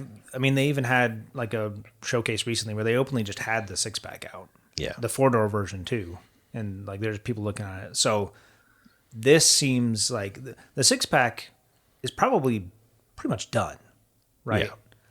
It's weird that, and they are fast tracking that. That's supposed to be in production, like, and then they're supposed to be selling those in like 2 or 3 months is what they're expecting. So the fact that this seems like this was just spotted like this week. Yeah. This seems earlier in the testing cycle just by all the like sensors and antennas and this weird exhaust. Like they would have had the exhaust figured out by now. We're on the back, 6-pack model. boys. Yeah, we're back. Yeah. Imported Gone from for a little Detroit. bit. I know I'm wish casting here. Just let me have this, all right? And I know it's going to be slower. I get it. But I can't help but get a little excited. Yeah. And it way looks. Imagine if they just kept the V8 and they're like, look at. They didn't know though. I know if they just sent Carlos Tavares adrift in a rowboat in like 3-4 I would years. sacrifice every single Jeep Gladiator on Earth to have one Sandwich. V8 Charger. Oh. Yeah. Yep. So I am wish casting, but it does seem kind of odd that, yeah. That it's got all the test ports on it. Yeah, for a vehicle that's like supposed to be like just like barely coming out like the next couple months. Like at this point, the testing should be done. They should be ramping up their production and tooling and stuff and like getting that ready. Like they shouldn't still be testing this thing. Yeah. I mean, what else is there to test? Yeah. Yeah. So that's it. Cool. Thanks for joining us. Yeah. Thanks everyone. We'll see how this turns out.